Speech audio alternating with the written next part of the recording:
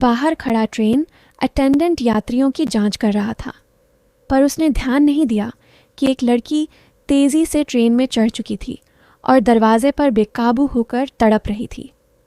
बाहर कोई न देख उसने दरवाजे बंद करने का इशारा किया। दरवाजे बंद होते ही उसने एक खौफनाक नज़ारा देखा। सीढ़ियों पर भीड़ थी और वेटिंग एरिया में दंगे जैसा माहौल था। ट्रेन चलने लगी। एक छोटी लड़की बाहर देख रही थी। तभी ट्रेन अटेंडेंट को अचानक नीचे गिरा दिया गया। इससे लड़की डर गई। वह अपने पापा को बताना चाहती थी, पर वे सो रहे थे। तभी लड़की ने देखा कि एक यात्री ने अटेंडेंट को बताया कि कोई टॉयलेट में शोर मचा रहा है। हैरान होकर लड़की भी पीछे गई। अटेंडेंट ने दरवाज़ा खोला तो अंदर एक भिखारी कांप रहा था। अटेंडेंट टिकट की जांच करना चाहता था, पर भिखारी घबराया हुआ पागलों जैसी हरकतें कर रहा था, जैसे वह किसी डरावनी चीज़ का शिकार हुआ हो। इसी दौरान ट्रेन के एक और डिब्बे में वही वायरस से इन्फेक्टेड लड़की अपनी स्टॉकिंग्स को कसकर अपनी जांघों पर लपेट रही थी। उसे महसूस हो गया था कि वह जल्द ही अपना कंट्रोल खो देगी, और होता भी बिल्कुल वैसा ही है। कुछ मिनट बाद वह लड़खड़ाते हुए डिब्बे के अंदर पहुंच गई। इस समय वह और भी ज़्यादा अजीब लग रही थी, मानो उसका शरीर अब उसका नहीं रहा हो। बची खुची ताकत के सहारे डिब्बे का दरवाज़ा खोलने के बाद वह आखिरकार खुद को संभाल नहीं पाई। लड़की सिर के बल दीवार से जा टकराई और फिर जोर से ज़मीन पर गिर पड़ी। उधर सब लोग इस बात से अनजान थे कि जल्द ही यह ट्रेन एक मौत का कुआं बनने वाली है। वही सूजन टॉयलेट जाना चाहती थी, लेकिन जब उसने दरवाज़ा खोला तो एक आदमी ने उसे रोक लिया। इस भारी भरकम अंकल ने सूजन को बताया कि उसकी प्रेग्नेंट वाइफ अंदर है, इसलिए उसने कहा कि सूजन पिछले डिब्बे में जाकर टॉयलेट करे। इसी समय एक फीमेल ट्रेन अटेंडेंट चेकिंग के लिए तैयार हो रही थी। तभी उसने ज़मीन पर पड़ी उसी लड़की को देख लिया। लड़की की हालत बेहद ख़राब देखकर उसने तुरंत अपने मैनेजर को बुलाया। तभी सूजन के पापा चौंक कर जागे। उनकी जेब में फ़ोन वाइब्रेट कर रहा था। उन्होंने बेटी को गायब पाया, पर कंपनी से आए कॉल को देखकर उन्होंने पहले फ़ोन उठाने का फ़ैसला किया। उस शांत माहौल में जब उसने अचानक ट्रेन अटेंडेंट के जूतों की आहट सुनी, जो कॉरिडोर में बहुत तेज़ी से गुजर रहे थे, तो उसे महसूस हुआ कि शायद कुछ इमरजेंसी आ गई है, जिसके कारण वह इतनी जल्दी में वहाँ से निकल रहा था। इसलिए लड़की के पापा भी हल्का सा महसूस करने लगे कि कुछ गड़बड़ है, और वह तुरंत उठकर अपनी बेटी को ढूंढने लगे।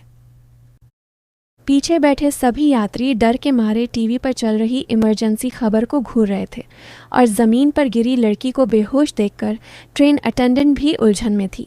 लेकिन इंटरकॉम का सिग्नल अचानक ही चला गया, और जब वह अपने मेल अटेंडेंट के आने का इंतज़ार कर रही थी, तभी अचानक लड़की पूरी तरह इन्फेक्टेड होकर एक ख़तरनाक ज़ॉम्बी में बदल गई। अटेंडेंट के पुकारने पर जब कोई जवाब नहीं मिला तो वह वहाँ भागा, पर तब तक फीमेल अटेंडेंट के साथ अनहोनी हो चुकी थी। खिलाड़ियों वाले डिब्बे में ज़ॉम्बी फीमेल अटेंडेंट की पीठ पर थी। वह उसे रोकने की कोशिश कर रही थी और यात्रियों से मदद चाहती थी, पर वे कुछ समझ पाते उससे पहले ही वह बेहोश होकर गिर गई। इतने में ही ज़ॉम्बी लड़की ने दूसरे यात्री को अपना शिकार बना लिया। लेकिन जैसे ही तेजस अपने दोस्त की मदद के लिए आगे बढ़ा, तभी उसकी गर्लफ्रेंड ने ज़मीन पर इन्फेक्शन फैलते देखा। पीछे हलचल हुई, और जब मैनेजर वहां पहुंचा तो घबराए यात्रियों ने उसे धक्का देकर गिरा दिया। कुछ मिनट के अंदर ही डिब्बा ज़ॉम्बियों से भर गया।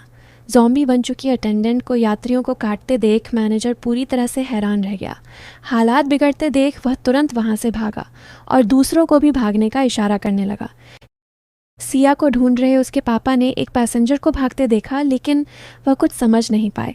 आगे के डिब्बे में भीड़ देख वह वहां पहुंचे। वहां अटेंडेंट पैसेंजर्स को जगा रहा था। तभी एक ज़ॉम्बी ने उसकी गर्दन पर काट लिया। यह देखकर पैसेंजर वहां से हिलने की हिम्मत नहीं कर पाई, और वह भी एक और ज़ॉम्बी का शिकार बन गई। इस पल लड़की के पापा, जिसका नाम सिद्धार्थ था, उसे सब समझ आ गया। वह सिया को लेकर पीछे की ओर भागने लगा, पर उसकी बेटी बुरी तरह से घबरा गई। ज़ॉम्बी तेज़ी से उसके ठीक पीछे था। सिद्धार्थ को भी डर लगने लगा, क्योंकि आगे तड़प रहे पैसेंजर के शरीर में भी वायरस अब फैल चुका था। लेकिन उसके हमला करने से पहले ही उसने उसे दूर कर दिया। अब पीछे के सारे डिब्बे ज़ॉम्बियों के कब्जे में आ चुके थे। उधर देवांश आगे टॉयलेट के पास था, और भागते लोगों को देख उसने अपनी वाइफ को बाहर बुलाया। तभी उन्होंने देखा कि ज़ॉम्बी सामने हैं और सिद्धार्थ उनके बीच फंस गया है। देवांश अभी भी कुछ समझ नहीं पाया। पता करने के लिए उसने ज़ॉम्बी बन चुके आदमी को जकड़ लिया। लेकिन अचानक उस ज़ॉम्बी ने उसी पर हमला कर दिया। ज़ॉम्बियों का ध्यान भटकते देख सिद्धार्थ जल्दी से अपनी बेटी को लेकर वहाँ से निकल गया। देवांश ने अपनी ताकत से ज़ॉम्बियों को एक छोटे कमरे में बंद कर दिया।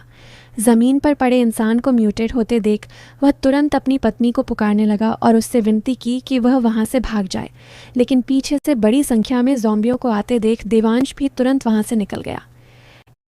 इस समय सिद्धार्थ ट्रेन के सुरक्षित डिब्बे में पहुँच चुका था।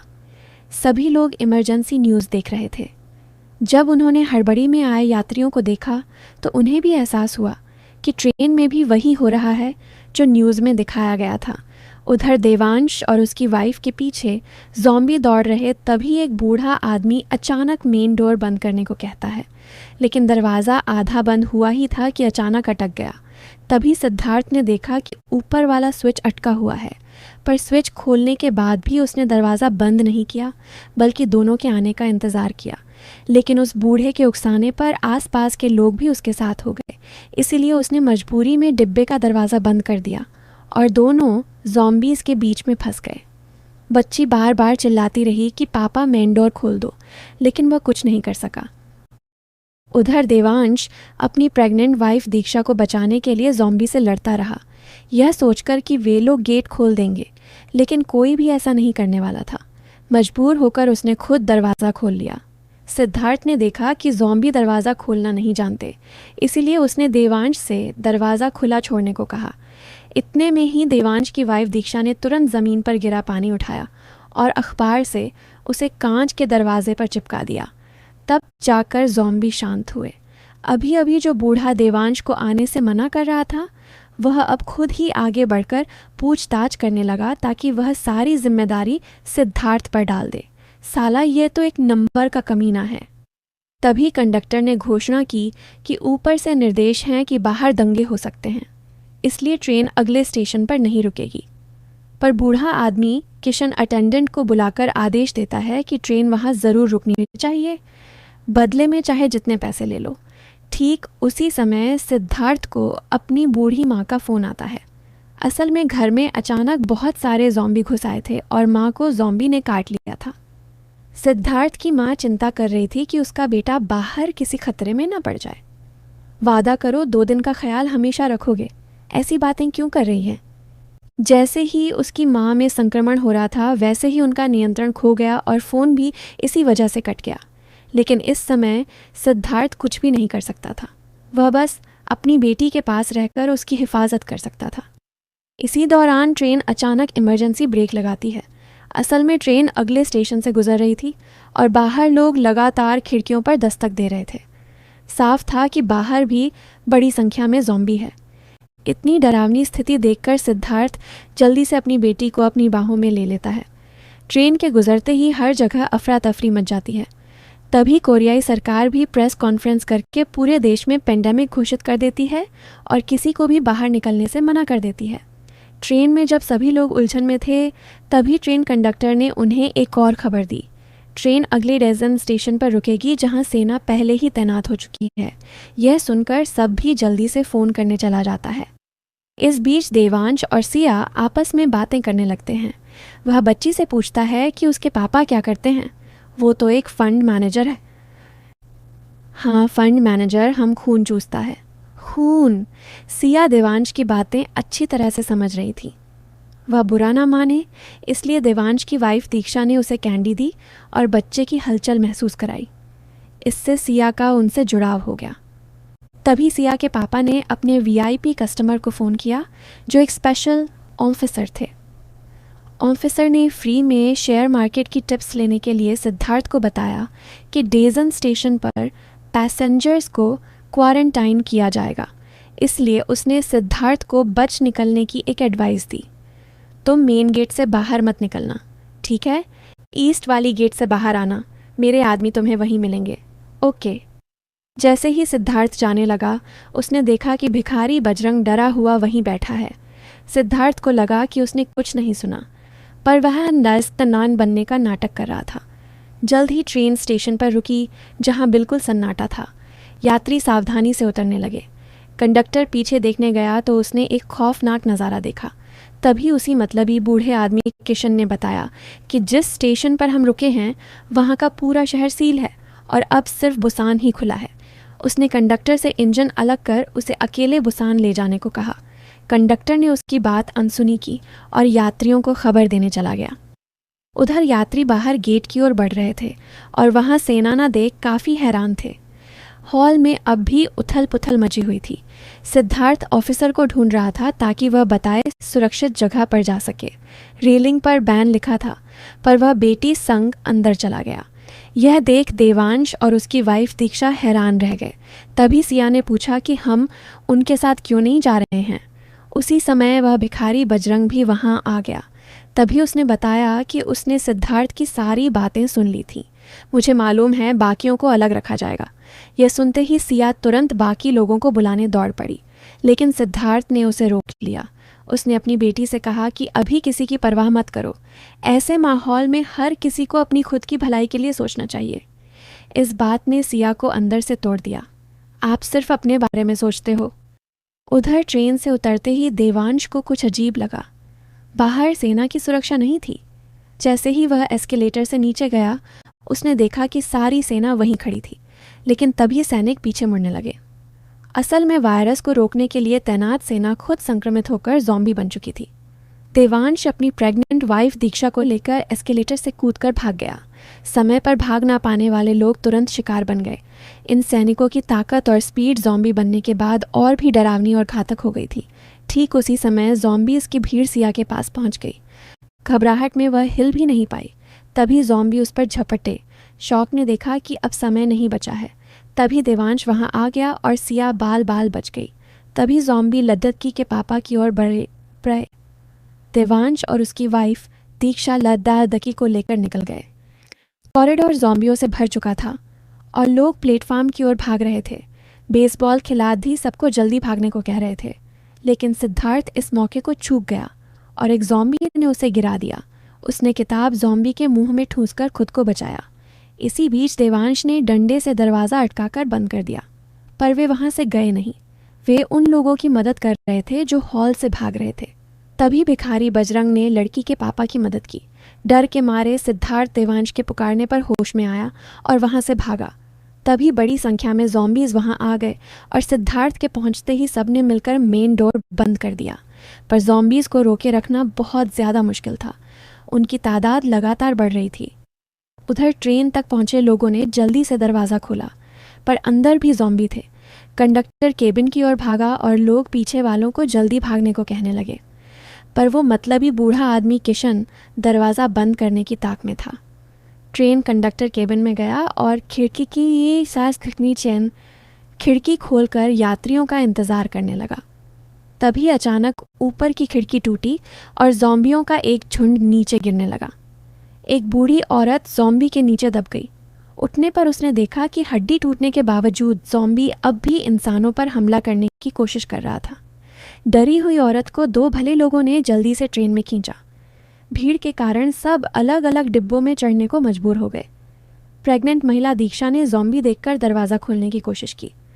वह लड़की और औरत की मदद कर रही थी, पर जैसे ही वह दरवाज़ा बंद करने की कोशिश करने लगी, तभी असल में वह कोई ज़ॉम्बी नहीं बल्कि भिखारी बजरंग था। देखते ही देखते ज़्यादातर लोग ट्रेन में चढ़ चुके थे। तभी एक बुजुर्ग ने कंडक्टर की शर्ट पकड़कर उसे धमकाया और कहा कि अब तुरंत ट्रेन चलानी होगी। लाचार होकर कंडक्टर को ट्रेन मास्टर से ट्रेन चलाने के लिए कहना पड़ा, लेकिन अभी भी कुछ लोग हॉल के दरवाजे पर खड़े थे और वही असली मर्द थे जो पूरी ट्रेन में थे। अगर वे वहाँ रुककर रास्ता ना रोकते तो शायद कोई भी सही सलामत ट्रेन में नहीं चढ़ पाता। लेकिन भले ही उन्होंने पूरी ताकत से दरवाज़ा बंद करने की कोशिश की, पर वे जल्द ही समझ गए कि कांच का दरवाज़ा ज़्यादा देर तक नहीं टिक पाएगा। इसलिए उन्होंने बिना कुछ कहे तुरंत भागने का फैसला किया। ट्रेन धीमी थी। कुछ एथलीट्स उसे पकड़ने दौड़े, पर उतरते ही ज़ॉम्बी ने हमला कर दिया। पीछे ज़ॉम्बी थे और आगे ट्रेन छूट रही थी। रफ्तार कम होने से दो लोग चढ़ गए। सिद्धार्थ ने मदद के लिए हाथ बढ़ाया, पर खतरा देख देवांश पीछे हटा और ढाल उठा ली। आखिर में सिद्धार्थ की मदद से देवांश भी सफलतापूर्वक ट्रेन में चढ़ गया और इससे दोनों के बीच गहरी दोस्ती हो गई। तभी कंडक्टर ने रेलवे केंद्र से संपर्क किया और सुरक्षित स्टेशन ना मिलने पर ट्रेन को बुसान की ओर बढ़ा दिया। उस समय सब अलग अलग डिब्बों में थे। देवांश की वाइफ दीक्षा ने फ़ोन करना चाहा, लेकिन भिखारी बजरंग ने उसे रोक दिया। क्योंकि उसने देखा कि दाएं और बाएं दोनों तरफ के डिब्बों में ज़ॉम्बी भरे हुए थे। वे चारों ट्रेन के दरवाजे के पास फंस गए थे, लेकिन क्योंकि उन्होंने कोई तेज़ आवाज़ नहीं की थी और ज़ॉम्बियों ने उन्हें नहीं देखा था, इसलिए वे पकड़े नहीं गए। अब उनके पास छुपने के लिए केवल डिब्बे के दोनों ओर बने टॉयलेट ही बचे थे। वे बहुत सावधानी से वहां पहुंचे और तभी जब औरत ने भिखारी को जल्दी आने का इशारा किया, तभी एक ज़ॉम्बी की नज़र उन पर पड़ गई और देखते ही कई सारे ज़ॉम्बी उन पर टूट पड़े और टॉयलेट में मौजूद तीनों की जान खतरे में आ गई। तभी जिया को उसके बॉयफ्रेंड तेजस का फ़ोन आया और पता चला कि वह सब ठीक है। उधर देवांश ने अपनी वाइफ को फ़ोन किया। उसने घबराकर बताया कि वह बच्ची के साथ डिब्बा 13 में फंसी है और मदद चाहती है। लड़के ने बताया कि बाकी यात्री डिब्बा नंबर 1 से 5 में हैं, जबकि वे अब भी 9 में हैं। अपने दोस्तों तक पहुंचाने के लिए तीनों ने मिलकर इन खतरनाक ज़ॉम्बीज़ के बीच से निकलने का फैसला किया। जब ट्रेन अचानक एक सुरंग में घुसी, तभी देवांश ने योजना बनाई कि सुरंग से बाहर निकलते ही वे अंदर घुसेंगे। देवांश सबसे आगे खड़ा हुआ और सामने से आने वाले ज़ॉम्बीज़ को पैरों पहले संभाला। वहीं दोनों पीछे बचे ज़ॉम्बीज़ से देवांश को कवर देने लगे। इस समय वे लोग 10 नंबर डिब्बे में थे और उनका प्लान सबसे पहले 13 नंबर डिब्बे में जाकर लोगों को बचाना था। तीनों एकजुट होकर ज़ॉम्बीज़ को पीछे धकेलते हुए 10 नंबर डिब्बे से निकल गए। लेकिन जैसे ही उन्होंने अगले 11वें डिब्बे के भीतर प्रवेश किया, तो तेजस अचानक पूरी तरह से हक्का बक्का होकर वहीं खड़ा रह गया, क्योंकि जो उसके सामने खड़े थे वह ज़ॉम्बी बन चुके उसके साथी थे। इस वजह से वह अपने पुराने साथियों को मारने के लिए हाथ नहीं उठा सका। इसलिए देवांश ने पहले हमला करने का फैसला किया और सभी को एक एक करके ज़मीन पर पटक दिया। तेजस के दोस्त बहुत ज़्यादा ताकतवर थे और ज़ॉम्बी बनने पर उनकी ताकत और भी खतरनाक हो चुकी थी। अपने 2 साथियों को खतरे में देखकर भी वह उन पर हाथ नहीं उठा पाया। जल्दी ही वे सभी ज़ॉम्बी सिद्धार्थ और देवांश को अपने कब्जे में लेने लगे, लेकिन यह सब के बावजूद वह सिर्फ उन्हें देखता रहा। इतने में ही ट्रेन एक सुरंग से गुजरी और तभी उन्होंने अजीब बात देखी। ज़ॉम्बीज़ ने उन पर हमला बंद कर दिया और इधर उधर शिकार ढूंढने लगे। तीनों हैरान खड़े रह गए। तभी ऊपर से बॉल गिरी और ज़ॉम्बी वहां मुद्द गए। सिद्धार्थ ने बेड को ऊपर मेटल रैक पर बजाया और वाकई ज़ॉम्बी तुरंत वहां इकट्ठा हो गए। वे तुरंत मौके का फ़ायदा उठाकर उस डिब्बे को पार कर गए। लेकिन तभी ट्रेन फिर से सुरंग से निकल गई और ज़ॉम्बी एक बार फिर उनके सामने आ खड़े हुए। तीनों वहीं नीचे झुककर सोचने लगे और इस नतीजे पर पहुंचे कि इन ज़ॉम्बीज़ की सुनने और देखने की ताकत हम इंसानों से कहीं ज़्यादा तेज़ है। लेकिन जैसे ही वे अंधेरे में होते हैं, उनकी देखने की ताकत पूरी तरह ख़त्म हो जाती है, जबकि सुनने की शक्ति रात में और भी तेज़ हो जाती है। इसलिए जब वे 12 नंबर डिब्बे में घुसने वाले थे, तभी सिद्धार्थ को एक अच्छा तरीका सूझा। उसने देवांश से उसका मोबाइल मांगा और जल्दी से अपना नंबर उसमें सेव कर लिया। जब ट्रेन सुरंग में घुसी तो तीनों चुपचाप ज़ॉम्बीज़ के पीछे वाली सीटों तक पहुंच गए। फिर उसने देवांश का मोबाइल पीछे रख दिया और अपने मोबाइल से उस पर कॉल कर दिया। मोबाइल की रिंगटोन सुनते ही सभी ज़ॉम्बीज़ शोर की ओर दौड़ पड़े और इस तरह चालाकी से तीनों डिब्बा नंबर 12 पार कर 13 के सामने पहुंच गए। देवांश की वाइफ दीक्षा, बूढ़ी महिला और बच्ची उस भिखारी बजरंग के साथ बाथरूम में फंसी हुई थी। पर अचानक देवांश को देखते ही उसकी वाइफ इमोशनल हो गई। सिया की नज़रें अपने पापा को ढूंढ रही थीं। तभी सिद्धार्थ ने उसे देख लिया। महज 3 मीटर दूर ज़ॉम्बी थे और ट्रेन सुरंग से बाहर आ गई थी। ज़ॉम्बीज़ के उन्हें देखने से पहले ही वे तीनों तुरंत टॉयलेट के अंदर घुस गए। उन्होंने मोबाइल पर देखा कि अब अगला टनल 2 मिनट के बाद है। क्या हम कर पाएंगे? हाँ, हम कर लेंगे। अब देवांश को एहसास हो चुका था कि वह सिद्धार्थ के बारे में गलत सोचता था। असल में सिद्धार्थ लोगों का खून नहीं चूसता, बल्कि वह तो लोगों का सब कुछ चूस लेता है। मजाक से हटके सिद्धार्थ एक अच्छा आदमी था। ठीक उसी समय जिया को तेजस का मैसेज मिला, जिसमें उसने बताया कि वह उसे 15 नंबर डिब्बे में मिलने आ रहा है। यह मैसेज मिलते ही जिया ने सबको बता दिया कि उसके सभी दोस्त जल्द ही डिब्बा नंबर 15 में आने वाले हैं। यह सुनते ही पास बैठा बूढ़ा आदमी किशन घबरा गया। उसे लगा कि यह तो बिल्कुल नामुमकिन है कि वे लोग इतने ज़ॉम्बी से बचकर हम तक लौट कर आ रहे हैं, वो भी बिना इन्फेक्ट हुए। यह तो पॉसिबल ही नहीं है। बूढ़े आदमी ने इतने घुमा फिराकर बात कही कि पास खड़े सभी लोग इस बात पर यकीन करने पर मजबूर हो गए कि वे सभी लोग ज़ॉम्बी वायरस से इन्फेक्टेड हो चुके हैं। बस अभी तक उन पर असर नहीं हुआ है। पर इन लोगों ने यह बिल्कुल नहीं सोचा कि वह आदमी जो हर जगह इनको बचा रहा था, वह आकर उन लोगों को खतरे में कैसे डाल सकता है। इसीलिए जिया ने धीमी आवाज़ में कंडक्टर से विनती की, लेकिन वह भी कुछ नहीं कर सका। जब ट्रेन फिर से सुरंग में दाखिल हुई, देवांश आगे बढ़ने लगा, पर कॉरिडोर ज़ॉम्बीज़ से भरा था। तभी सिद्धार्थ की नज़र सामान रखने वाली रैक पर पड़ी और उसने देवांश को आइडिया दिया। इतने में सभी लोग तुरंत हरकत में आए और चुपचाप ऊपर से रेंगने लगे। आगे का रास्ता बंद देखकर सिद्धार्थ ने एक बैग उठाकर पीछे की ओर फेंक दिया, जिससे ज़ॉम्बीज़ का ध्यान भटक गया। फिर उसने सिया को उठाया और भागने लगा, पर वे ऊपर वाले भिखारी बजरंग को भूल गए। नीचे उतरते समय सिया ने देखा कि भिखारी के पैर लड़खड़ा रहे थे, जिससे वह नीचे गिर गया। उसे गिरा देख सिया मदद करना चाहती थी, पर अचानक हुई आवाज़ ने ज़ॉम्बीज़ का ध्यान अपनी ओर खींच लिया। सिद्धार्थ को मजबूरन अपनी बेटी को पहले आगे भेजना पड़ी। तब तय सब थी अरवी। वह खुद भिखारी को सहारा देने चला गया, लेकिन ठीक उसी समय ट्रेन अचानक सुरंग से बाहर निकल आई। ज़ॉम्बी तेज़ी से उनकी ओर बढ़ने लगे। दोनों डर के मारे पूरी तरह सहम गए। वह आदमी बैट से हमला करने के लिए तैयार था। तभी देवांश ने उन्हें जल्दी आने का इशारा किया। सिद्धार्थ ने भिखारी से कहा कि 3 गिनते ही उसे भागना होगा, लेकिन तभी ज़ॉम्बीज़ बेतहाशा उनका पीछा करने लगे।